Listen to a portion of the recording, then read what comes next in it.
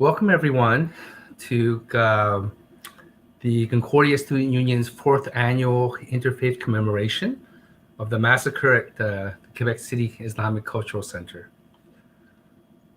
Insecurity, illness, isolation, intolerance. These are the 4 I's that have plagued us during this past year. And hopefully today, through the commemoration, we can bring you a 5th I, and that is that of inspiration. Today, we have gathered members of the Muslim, Jewish, multi-faith, and Indigenous communities in Montreal to speak out against hate and extremism. The event takes place on a more somber note this year as well, 2 days after the International Holocaust Remembrance Day. And as we take a look at the uncertain times that we live in. Before I go any further, I'd like to introduce you to the external coordinator of the Concordia Student Union, Victoria Pesh, who will provide us with land acknowledgement. Thank you for that, Walter. We would like to begin by acknowledging that Concordia University is located on unceded Indigenous lands. The Jokahaga Nation is recognized as the custodians of the lands and waters on which we gather here today. Kahnawake Montreal is historically known as a gathering place for many First Nations. Today, it is home to a diverse population of Indigenous and other peoples. We respect the continuous connection with the past, present, and future in our ongoing relations with the Indigenous and other peoples within the Montreal community. Thank you. Okay, and now we'll continue with a few words welcome from Vicky Boldo, Cree, Métis cultural support worker with the Otsenhákta Student Center, previously known as the Aboriginal Students Resource Center. Vicky? Good afternoon. Good afternoon, everyone, and I welcome you to this commemoration today, an important invitation that I've received over the past 3 years, and here we are to commemorate. It's the 4th year commemoration.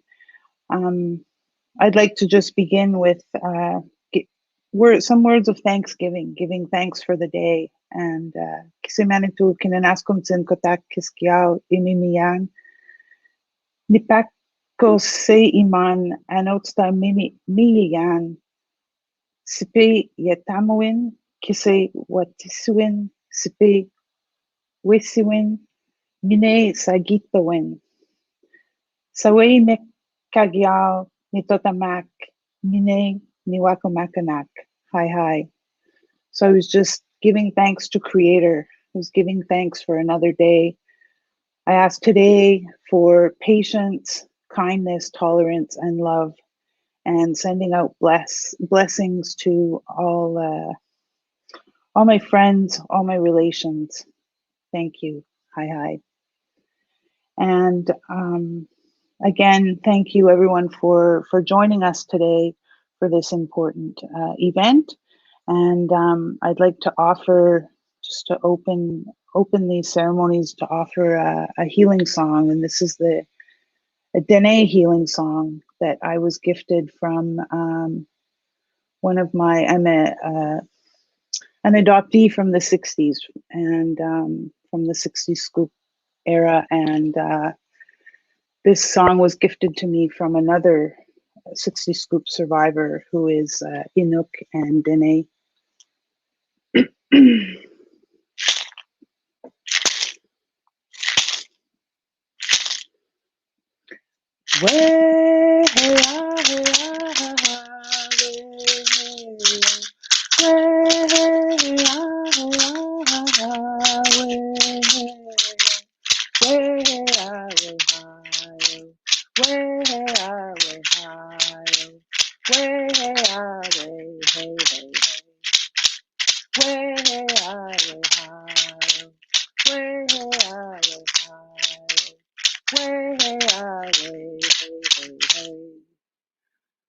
Where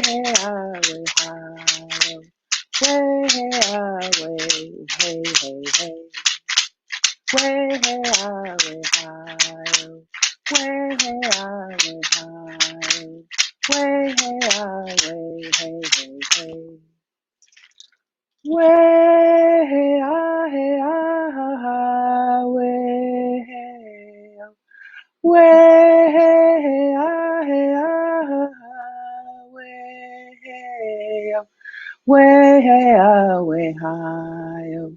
Way-hey-ah, way-hi-oh. Way-hey-ah, way-hey-hey-hey. Way-hey-ah, way-hi-oh.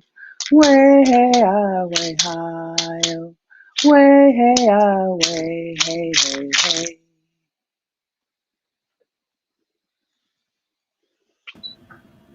Thank you very much, Vicky.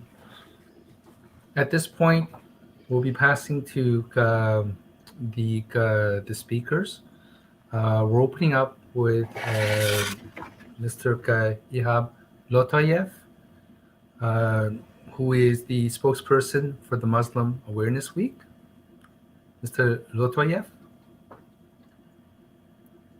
Thank you very much, Walter. Thank you, Vicky, for such a really nice and powerful opening. What can one really say on this day? There is so many emotions and thoughts that go through one's mind on a day like this.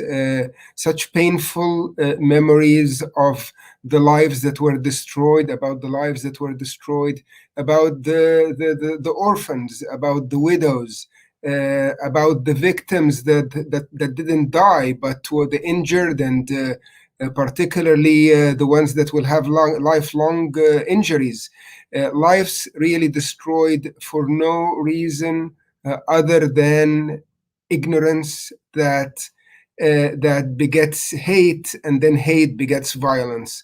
And the circle continues. And we have to find a way to stop this circle, because otherwise we are all going to become victims.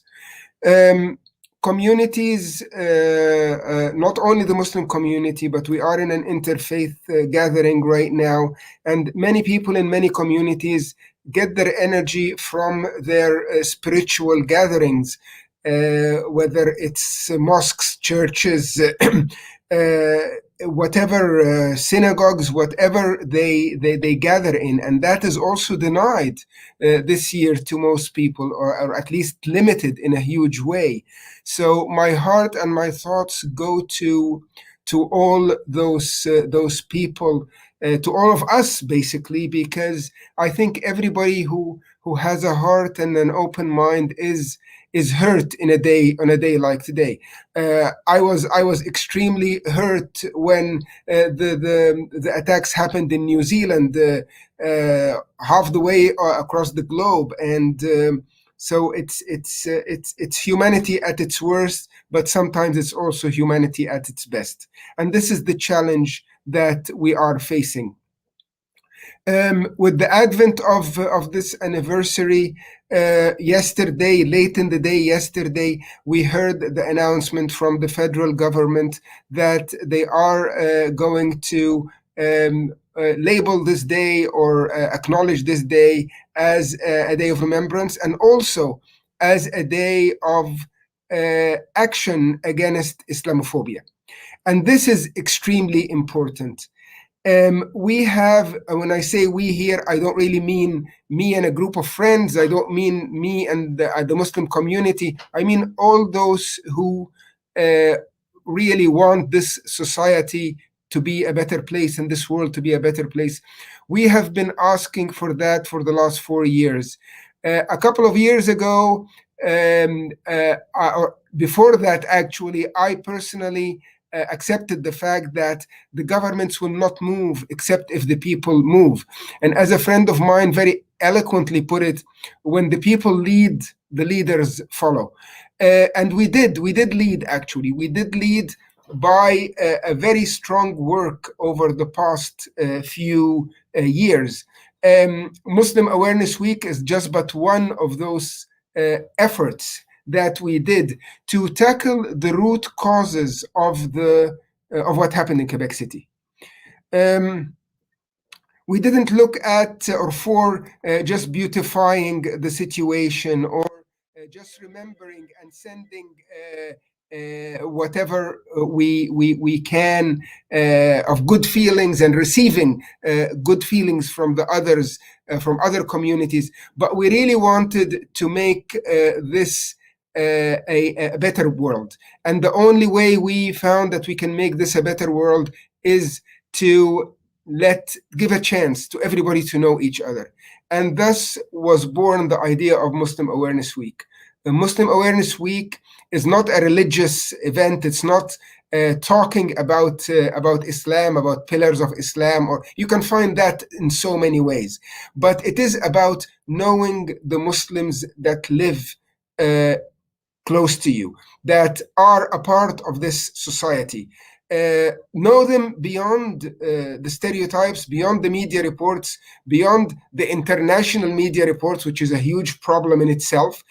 Know them as people who contribute to your life, who have their inspirations, have their concerns, have their worries, would love to know about you and would love you to know about them.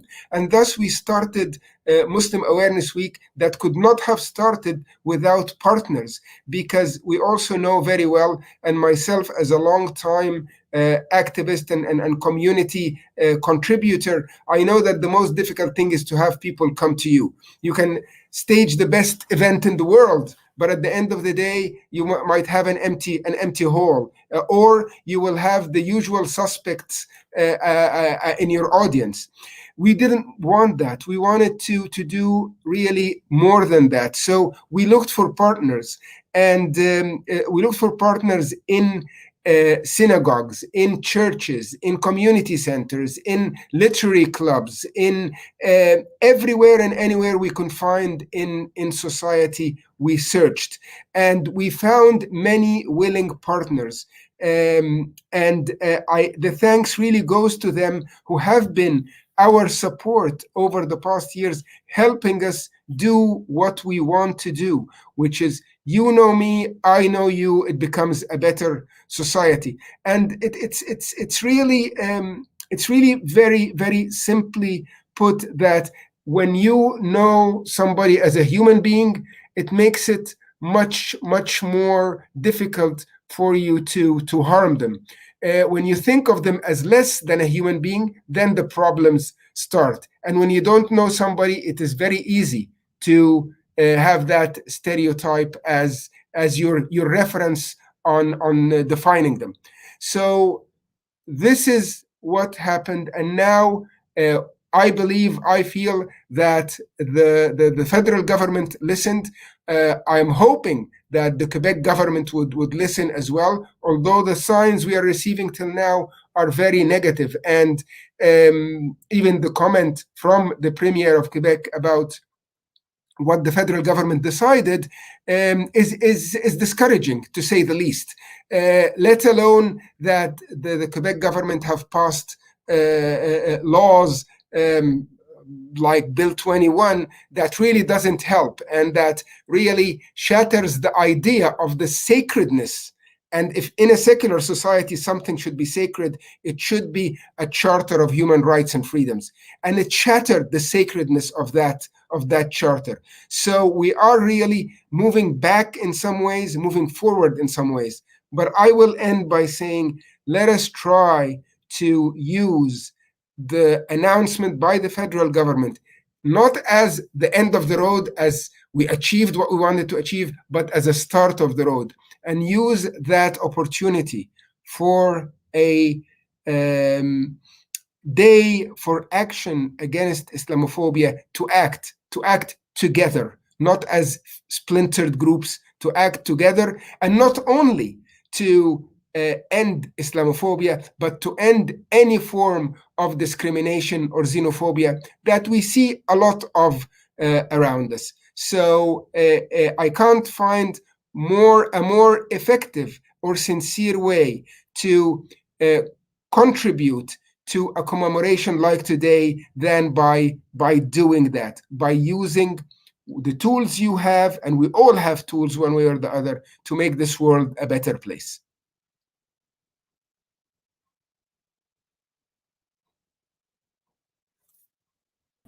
Walter, you're muted.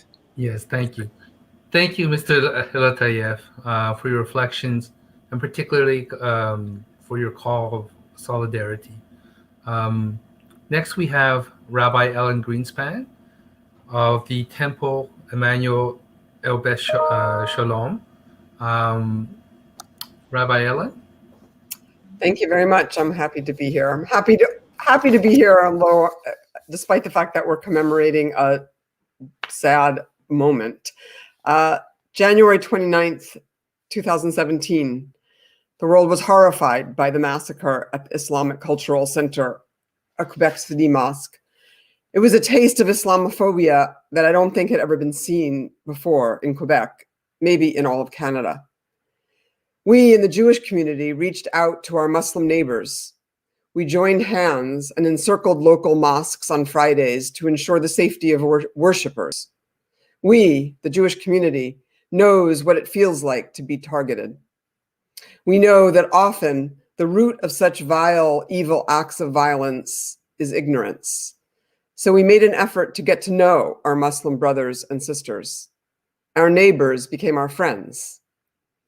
When the Tree of Life Synagogue in Pittsburgh was attacked on October 27, 2018, our Muslim friends and neighbors reached out their hands to support us. We are grateful for these newfound friendships. Let us pray that these relationships lead to better understanding among all peoples. Let us pray that we will never again have to join hands to protest evil and violence.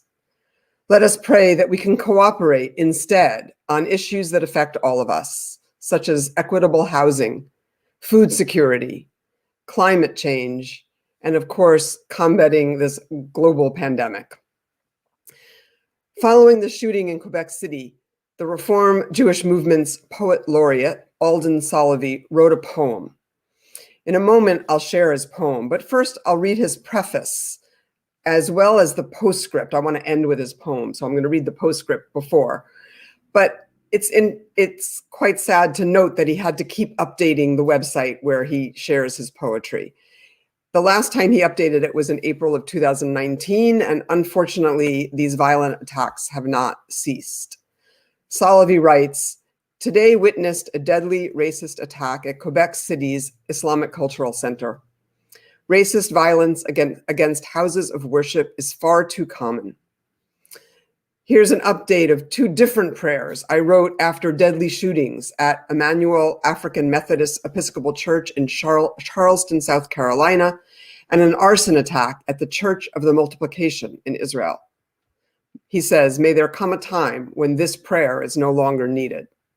He adds that on April 9th, 2017, we grieve with the Coptic community of Egypt. June 19th, 2017, we grieve with the Muslim Welfare House of London.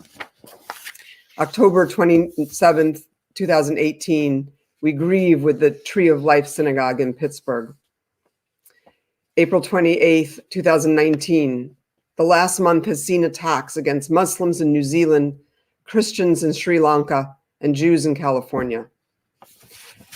And his postscript is, "There have been more than 90 documented attacks on historically Black churches in the United States since 1956. On Wikipedia, there are 52 pages listing attacks on synagogues and Jewish communal organizations throughout the world. Some of those pages include multiple incidents. Wikipedia also lists 21 pages of attacks on mosques." So this prayer was originally an adaptation of a prayer he wrote in 2014 for the Yazidi people. And I'll conclude with his poem. "O people of conscience, cry out against arrogance, cry out against hatred and anger, cry out against violence and oppression. For God requires us to stand in the name of justice and freedom. For God requires us to oppose terror, to muster our power and energy against racist aggression, and to protect all houses of prayer. O God, we implore you, look down upon the suffering perpetrated against churches, mosques, and synagogues, against houses of worship in so many lands, by the hand of wickedness, by the hand of malevolence, by the hand of ignorance and sin. Today, we remember with sadness the attack on the Islamic Cultural Center in Quebec City. and the loss of precious life there and in many other places around the world. With your gentle and loving hand, God of shelter, unite all of your children under your canopy of hope and love to bring the light of salvation and healing to the four corners of the earth. And let us say, Amen. Thank you, Rabbi Greenspan. Once again, it's sometimes, anyway, sometimes it's just so much, and we're so lucky that in the circle that we have here, among the speakers and as well, those out there, that we can share these words of inspiration. I'd like to invite Vicky Boldo once again to provide her reflections, particularly and how her community was affected. Vicky? Thank you, Ehab and Rabbi Ellen, for those strong words, strong messages.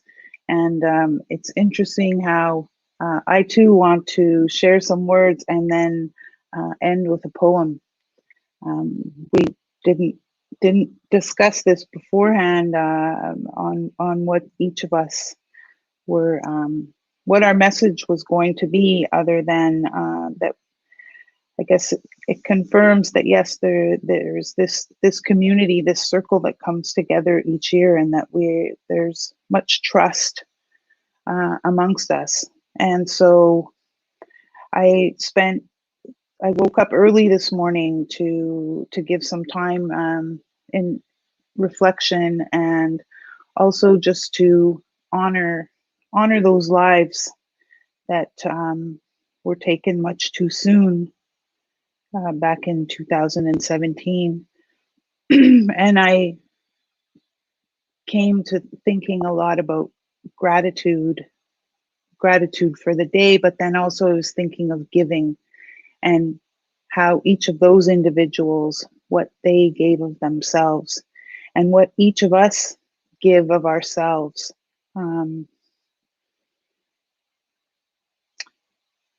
I often, as an Indigenous woman, I often walk in the world thinking, what could I be doing more? When will humanity really start to understand the importance of coming together? And I often think of the elders that I've sat with, the wise ones, the old ones, who remind us all the time of acceptance and looking for the gifts in each and every individual. And I think of that gift that we all have within us of giving. And so even in the past months, as we've looked for the urban Indigenous community in Tiohtià:ke, and so many of the challenges that we've been confronted with because of the pandemic, but then also throughout the province, in when we Joyce Echaquan was taken as well, way too young. And again, there, each time when I reflect over these past years with the Indigenous community and all of those that have been affected by discrimination and racism and hatred and genocide and dislocation and relocation, often when I stand there in those spaces of vigil or rallies or peaceful demonstrations, it is often, so often, it is the other communities that stand there in solidarity with us, who are our brothers and sisters, because we're all relations, we are all related. And so I give thanks for that. And I too wanted to just send again my kindness, my empathy, my true heartfelt best wishes to the families of those that were affected, to those children, to the spouses, to the extended families, and to the communities. And just want to say that I see you and I hear you and I acknowledge you. So I'm going to read this poem, which is Giving, and it's from a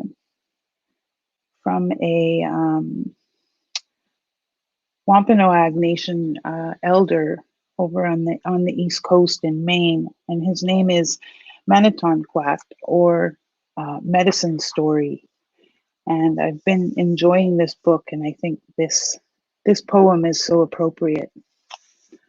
So giving is part of what we are here for. Our lives are our greatest gifts, right? And you are creation's gifts to the world. Oh yes, in all your variety and uniqueness, a great gift. Never was anyone like you in all the history of the world, and never will be one again, just like you. So you are it, the only one. The gift you were given is like no other. And what will you do with it, this precious life, the only treasure there is? Will you keep it hidden away? What are you here for anyway? That song, your own life, your special way of seeing and feeling and understanding, that gift you alone were given is meant to be given away. That's how I see it.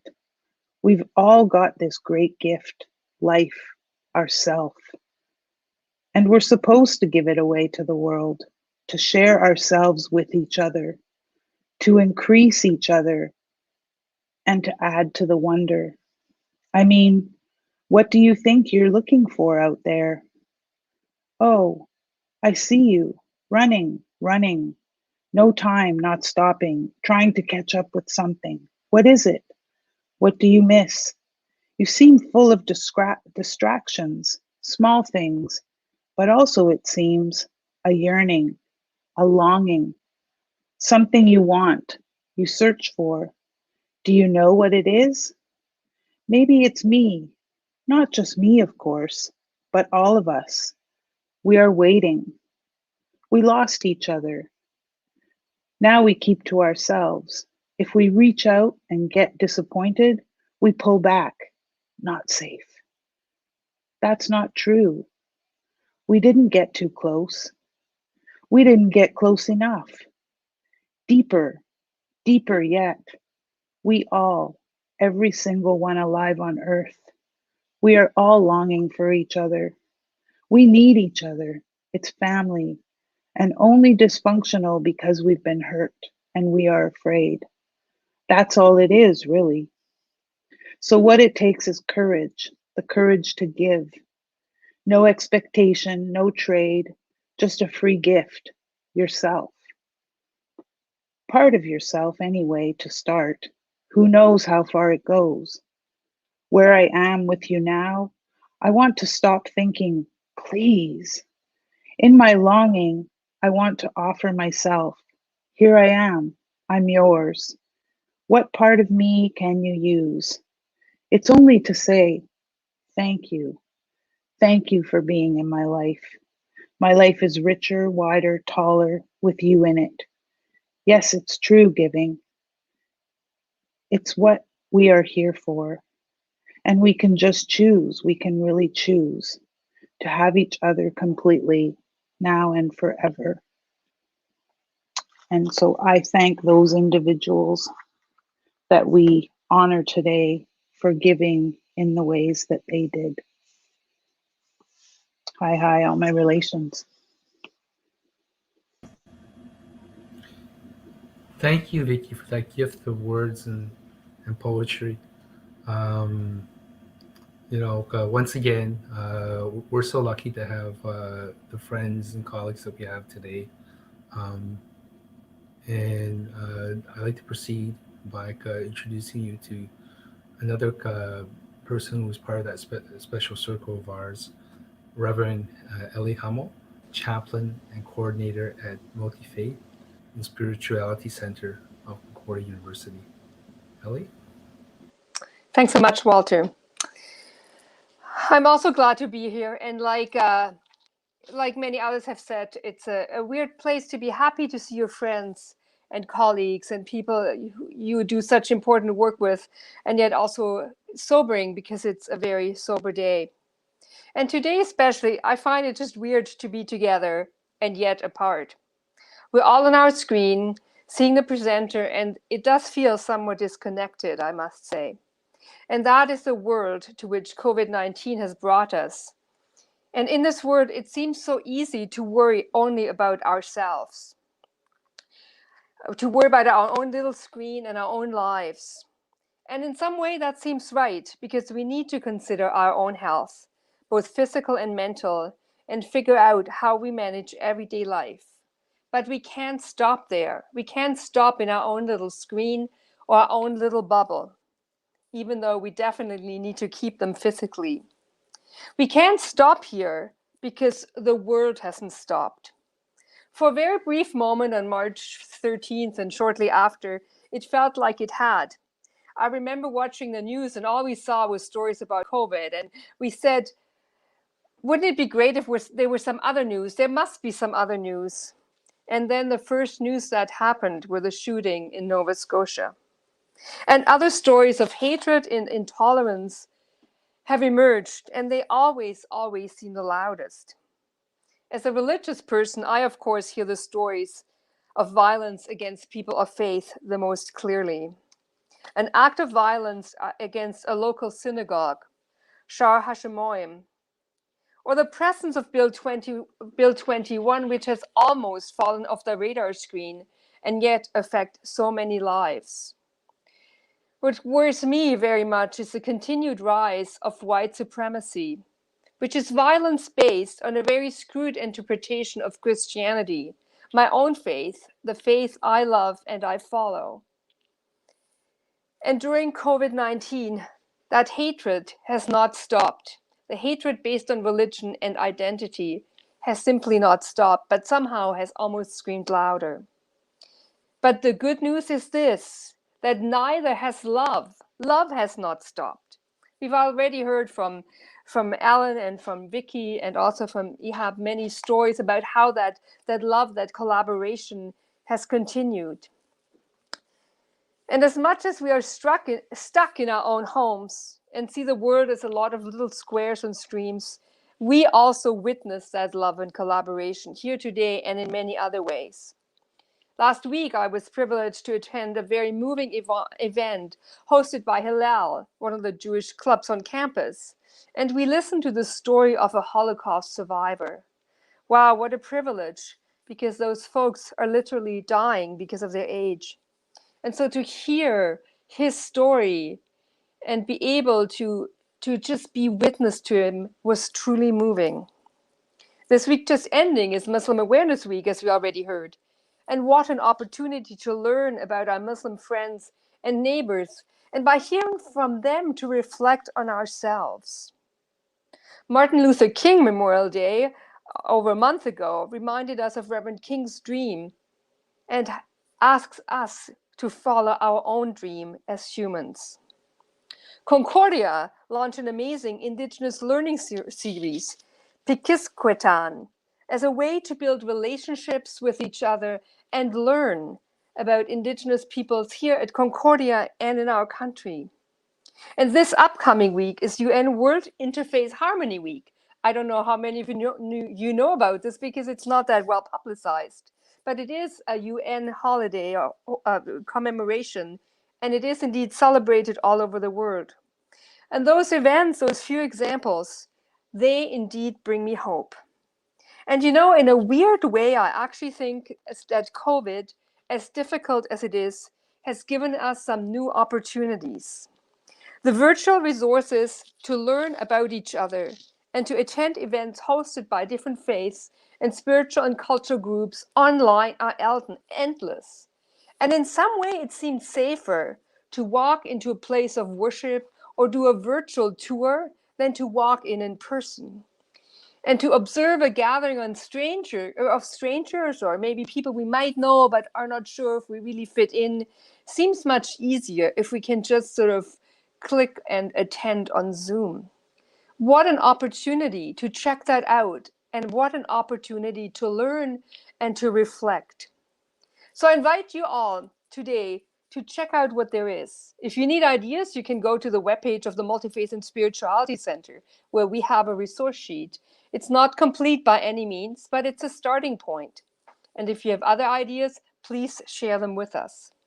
Because ultimately, as so many other of the speakers have said, it's up to us to build a world of understanding, equality, and compassion. It's up to me and to you and to all of us to go beyond my little window on the screen and my little bubble, and together with others, keep building the world which we seek and yearn for. Together we can learn about each other, learn what moves us, learn what our faith means to us in our spiritual paths and our spiritual practices, and build community and relationships that bring understanding and peace. Every day, I want to make up that commitment to learn and grow, and I hope I can count on you to be part of that journey with me. And now I invite you to join me in the candle lighting. I don't know if any of you have candles available or have one right there. We will light 3. If you have one, or if you just want to watch on the screen, I will shift my microphone. Just a second. There we go. We have 3 candles. And I invite you to light them with me either on the screen or as you light your own. The first candle honors the victims of the shooting at the Islamique Cultural Center of Quebec 4 years ago today. The 6 people who died were Ibrahima Berry, Mamadou Tanou Berry, Khaled Belkacemi, Abu Bakr Thabti, Abdelkrim Hassan, Azedine Soufiane. We remember them, as well as the survivors, the families and friends, as well as the people injured and traumatized by the attack in body, mind, and spirit. May their lives and work live on, and may their memories give us hope and strength.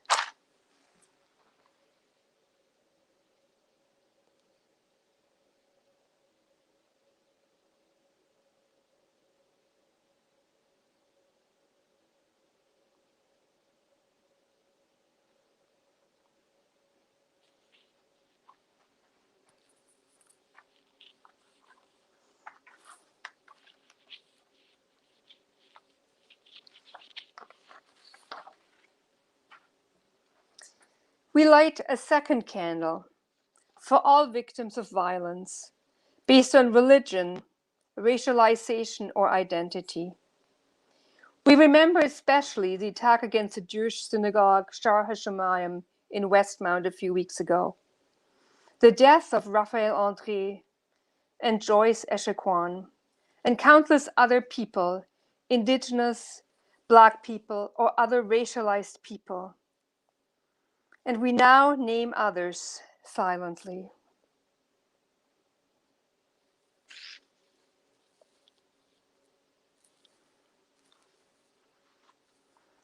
We remember them, their family, and their friends.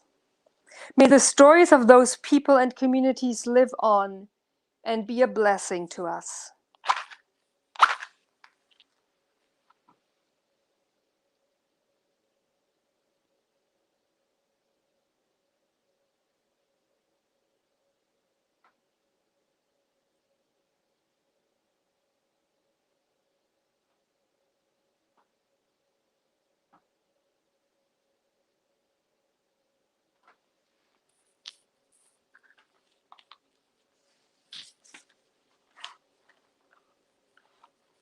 And the third candle is a candle of hope and commitment. As we grieve, as we lament, as we remember, let us also remember our vision of a world of understanding, respect, community, and justice. Let us commit ourselves to stand up for justice, and let us walk together on the paths that bring healing and hope.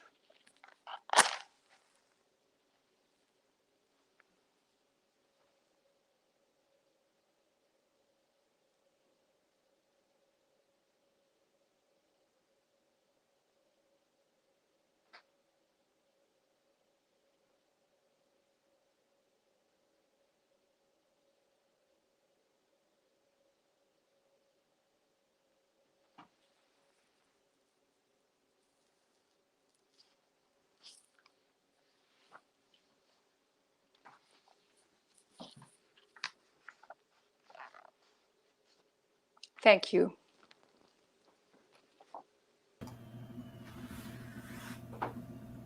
Thank you very much, Reverend Hummel.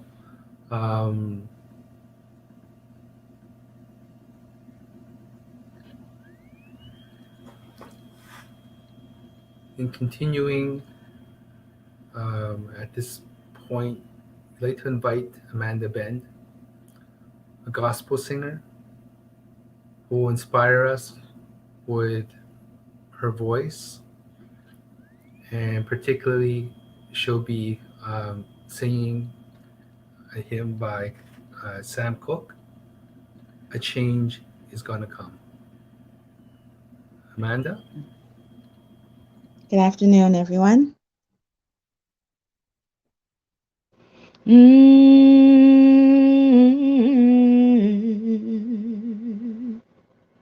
I was born by the river in a little tent, oh, and just like the river, I've been running ever since. It's been a long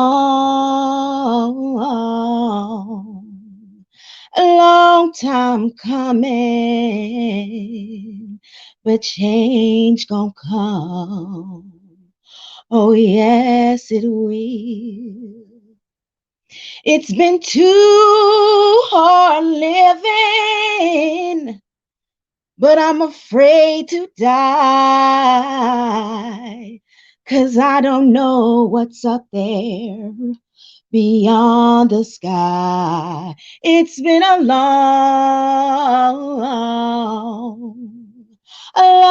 time coming, but change gon' come. Oh yes, it will. I go to the movie and I go downtown.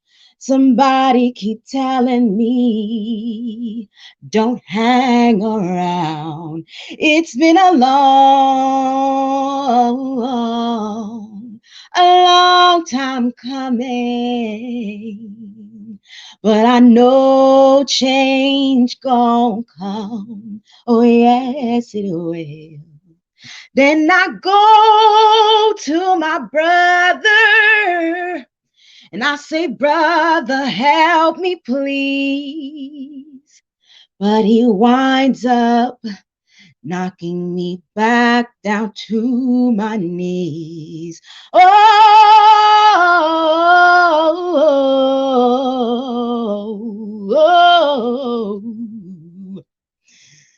There's been times that I thought I couldn't last for long, but now I think I'm able to carry on.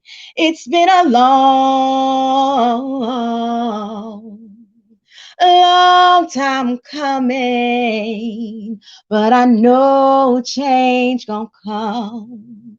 Oh yes, it will. It's been a long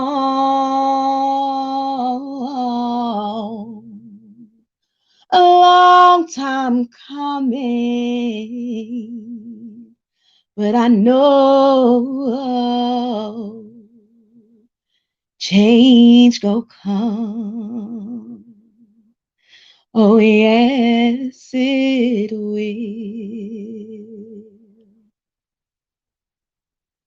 Thank you. Thank you, Amanda.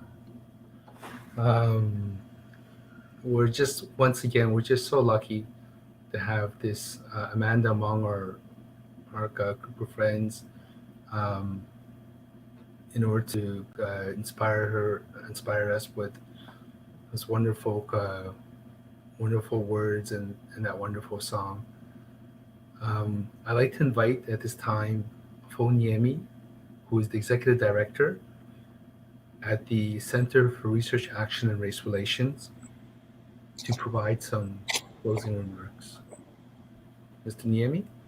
Thank you very much, Walter, and thank you for hosting this major event. I would like to thank particularly the Concordia community members who are following us today on this very sad day, but it should be also a day of hope and of looking forward to the future. First, I would like to pay tribute to the 6 men who died in Quebec City 4 years ago. And I would like to also pay tribute to the victims who survived the shooting, who survived the massacre, but who are now wounded for life. I believe that COVID-19 last year and now, as well as this very sad tragedy, remind us of how fragile life is. And it also reminds us of the value and of that fundamental importance of the principle of the right to life, liberty, and security of the person.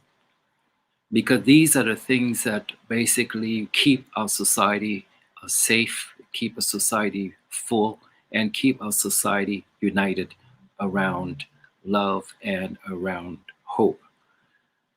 Recent events have shown us how vulnerable life, liberty, and security of the person can be. And as we look towards 2021, days before Black History Month, we know that we still have some challenges, but these are the challenges that should give us hope and renew our faith in one another. We had the challenge of ensuring access to justice for victims of this horrendous crime in Quebec City. And we know that this will be addressed by the Supreme Court next year, and we have to ensure that the rights of the victims of crime should come first.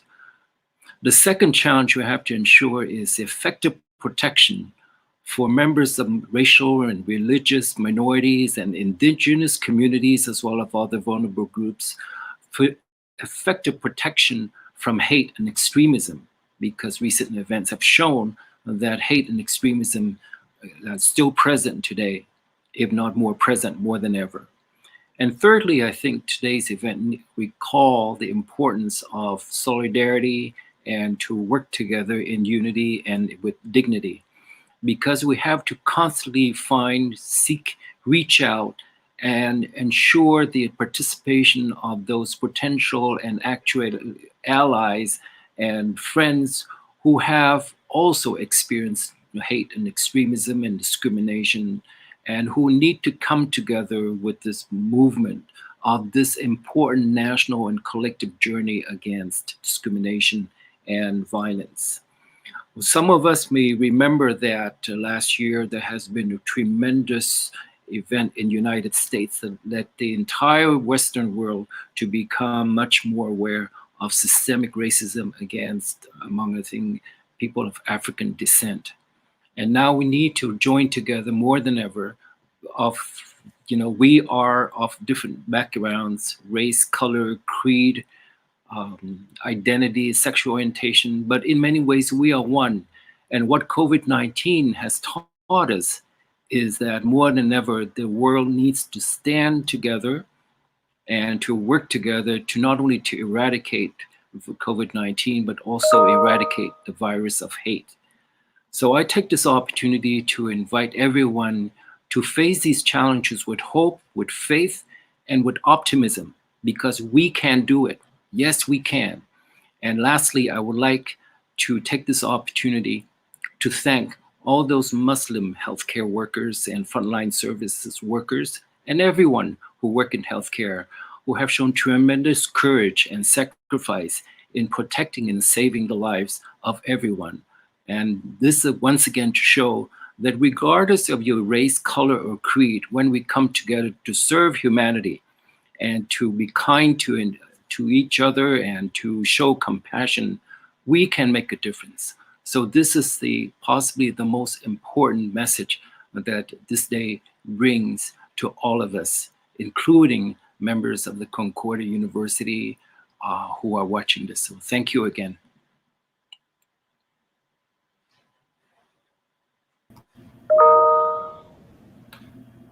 Thank you very much, Mr. Niemi. So in concluding this event, I'd like to maybe pass it on to a young student, a university student of Muslim faith, who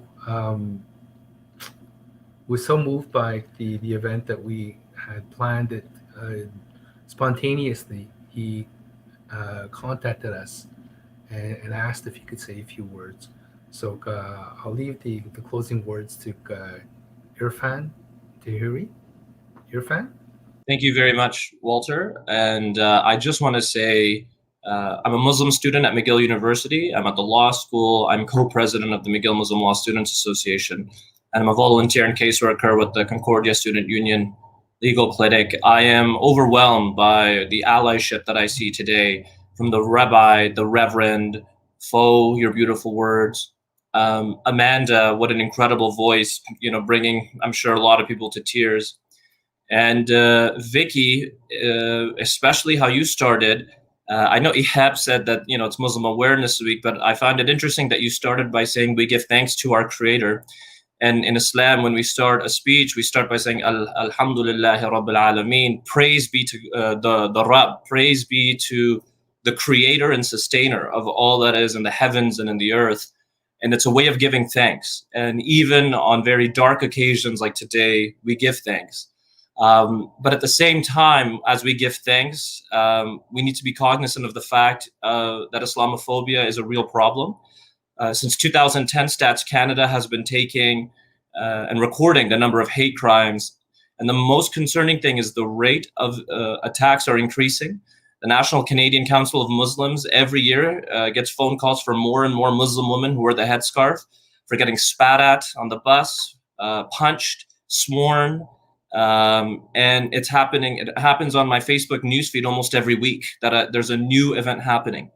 And so I say this to everyone here that please take an opportunity to email your MLA to let the CAC government know, to let Premier Legault know that Islamophobia is a real problem. And I have seen email campaigns, they work. It takes about 5 minutes. And it would mean a significant amount because we want to create a world where this can't even happen. We've talked about the 6 dead. We've talked about the 6 widows, over a dozen orphans, 19 injured, some of them who will never be able to walk, all because of one very angry person. And, I really deep down try and seek forgiveness for him and to try and tell him that he should heal and that this hatred, nobody comes out of the womb screaming, let me kill the Muslims. What happened here? And I want to highlight one of the 6. His name was Mamadou Tanu Berry. He died. He was from Guinea. And he was his family's and his village's source of hope, emotionally, financially, spiritually. He was the rock, the foundation for his community. And with his death, the dreams of his family back home who live in poverty, put everything into him, have all gone down the drain, and all because of hatred. And so to that end, I want to end on this one note because I am heartened to see allies and people within my own clinic, and especially to you, Maître Walter Tom, my boss, for really, really caring. And I look to people like you as my leaders and my elders and to help guide us through this journey for all of us. And so I end by this poem. It's a poem written by Sa'di. He's a Sufi poet from Persia almost 1,000 years ago. And it goes like this. The children of Adam, all of humanity, are limbs of one body. For when they were created, from one source they came. Should one of the limbs find itself at ill ease or constant pain, it shall not let the other limbs remain at peace. O you who do not care about the pain and suffering of others, perhaps it is not fitting to call you by the name of human being. On that note, I end today, and I'll turn it over to Walter. And thank you to everybody who has been an ally in this process. Thank you. Thank you, Irfan, for that call of action, that cry from you, from the heart, cry of the youth and of your generation. With that being said, once again, for all of you that are out there, all of you who are perhaps, hopefully, with someone, whether it be a friend or family, or if you're alone, if you're isolated, please, once again, touch out the people that you love. Know that you're not alone. Know that there are others that care. And so I leave you with those thoughts. And hopefully, when we speak once again next year, as Amanda has said, that change that has so long been coming will finally have arrived. I'd like to also acknowledge the help of our communications director, Ugarit Amaro, and the support of the Concordia Student Union. Thank you very much.